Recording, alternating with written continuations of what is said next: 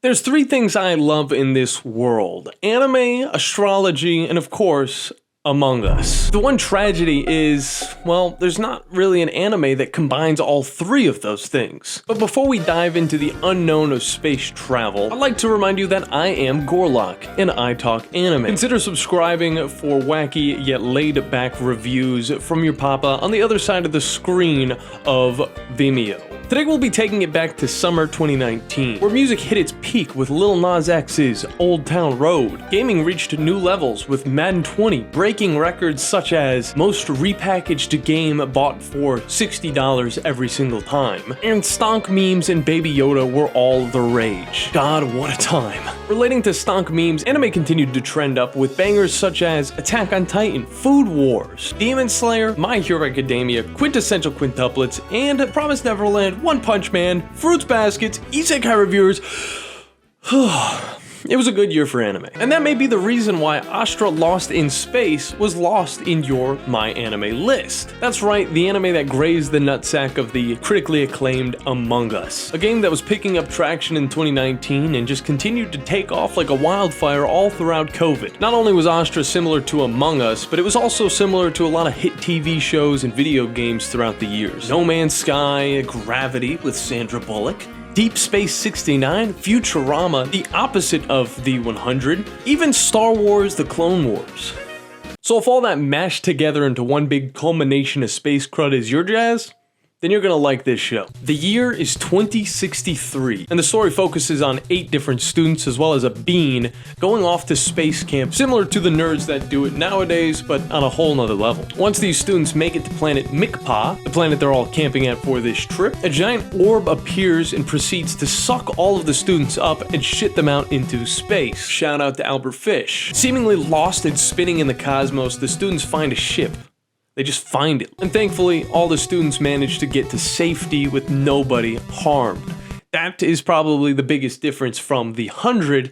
Everybody actually survives this ordeal. And the reason is leadership. Our main man's Kaneda, and he says day one that he's going to lead this group thanks to his athletic abilities as well as his calm judgment in tough situations. And as the show carries on, I don't think anybody doubts his leadership at all, because he's honestly a very good one at that. As the students regroup on board the abandoned spaceship known as Astra, don't forget that name because it's gonna come back later on with a whole nother meaning, the genius of the group, Zach, calculates that it'll take a brisk 5,000 light years to get back home. And as he brings that up to the group, they now need to calculate a route that consists of planets that are capable of edible food that they can eat on this very long trip, spanning at least 12 episodes. Throughout the first few episodes, we get a whole lot of character development thanks to the isolation of these 9 being inside of a cramped up space. Mix the isolation with a little bit of adventure and you've got a thumbs up for me. We also find out there may be a spy among us along the way.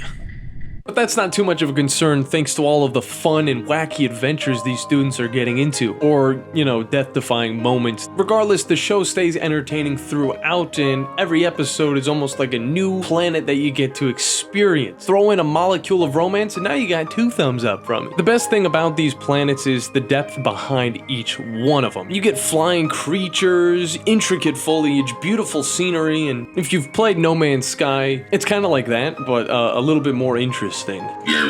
We also learn about said environments, such as who the apex predator is, what's edible, and who the fuck is floating this orb. Want to take any guesses? Could be any of them, I'm gonna be honest with you. To help you out, we'll just go through them right now and you can make a pick down in the comments below. Like I said before, the leader of this ordeal is Kaneda. He is me and I am him. His decision making is a breath of fresh air thanks to actually having some common sense. And if it weren't for him, the first episode wouldn't be as long as it was and the show would have ended. Because, you know, as he says many times, if they lost any of the crewmates, well, they would be shit out of luck. They'd be down a creek without a paddle. They'd be stirred up sushi, but it's not dead yet. Their chances of survival would be dashed significantly. For Kanada's score, not so much. 9 out of 10, he is a bro, and I freaking love him. And the reason behind this statement that Kanada makes so many times is because every single one of these characters does in fact have a skill that they do possess. For Zack, he is the super genius pilot nerd who is also probably the dumbest of the group. I don't know how that all correlated, but you know what? When it comes to the ladies, he's about as dense as some waterlogged driftwood. When it comes to anything else, he's off somewhere else in the cosmos. I'll give him a 6 out of 10. Charsa is the chef, and he's basically your typical side character, pretty boy, all of that jazz. He loves animals, enjoys the smaller things in life, and seems extremely loyal. And on top of that, he's really good at cooking, making him pretty important to the group. And for that, I'll give him a 6 out of 10. Kitari is the medic, and although you don't really know about her background as a medic, she's probably as certified as Zoidberg, but thanks to her mom being a doctor, she gets the job done. She also got that feisty gal energy, and she's honestly the realest of everybody else in this group, so I'll give her a 7 out of 10. And Phoenicia is said being that I was talking about earlier. She's the little sister to Kitari, and she's also apparently a ventriloquist. How did she get on this plane in the first place? Luca is good at making weapons and also confusing me. He gets a 5 out of 10. Yun-Hua is... Did I say everybody was supposed to be good at something? Oh yeah, she can sing, and she does that probably once or twice throughout the show. Other than that, she really isn't a part of the show besides just being there at times, so I give her a 3 out of 10. I know she probably didn't deserve it because she goes through one of the more noticeable changes. It's just kind of like, why? Olger is good at shooting things and probably be the school shooter of the group if he had a gun. I don't know if YouTube's gonna allow that. Olger is good at shooting things. Makes sense with that stylistic beanie he's got. But he's also kind of a mopey bitch. However, most of that mopiness doesn't come without merit. And Aries has photographic memory. She's also the other main character to this show, even though everybody gets about the same amount of screen time. On top of that, she also says some things very questionable in the beginning of the show, thinking, how did she get this far in school in the first place, as well as she's this honor roll student?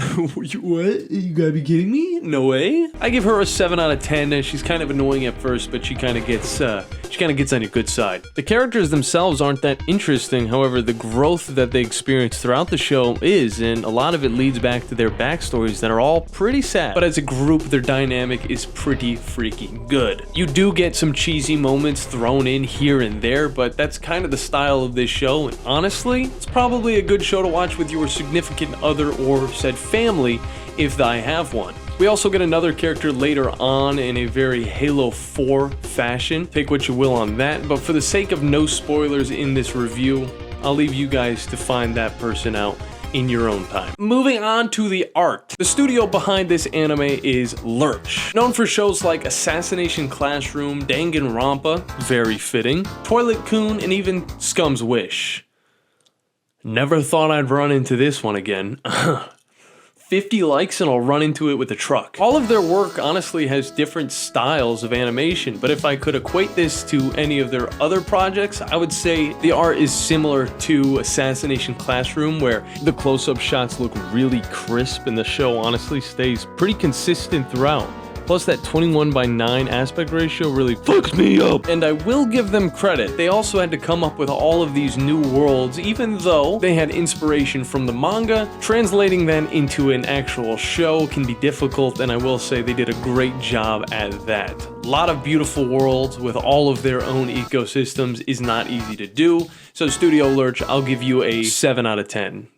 Everything, what am I, IGN? Story-wise, feels like I'm genuinely space traveling with all of these characters to all of these new worlds, and I gotta say, it's a nice little flow. The emotion of these characters can be a little bit much at times, but if you're a high schooler and you get stranded 5,000 light years away from home, do you think your emotions could be in check? The latter half of the show slows down a bit and gets a little bit more political, but it also helps build the world that we never really get to until later on in the show, so it honestly fits pretty well. I hear the manga can get a little bit confusing, but I think the anime did a pretty good job at helping my little brain understand about everything that it was throwing at me. But the show is far from just A to B. There's several subplots within the story that help fill out the more calming moments of the adventure, which honestly help the pace fly along. But like I said, it slows down significantly at those final few episodes, and just remember, if you're watching it and you want to try and get the final episode in the last maybe 30 minutes of your night, you're gonna have to be a little bit more prepared than that because it's 15 minutes long.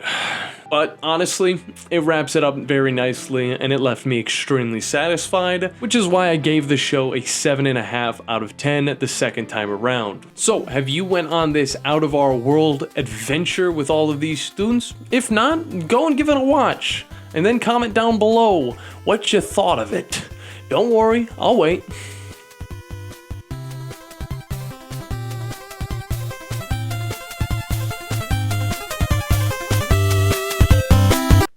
Subscribe.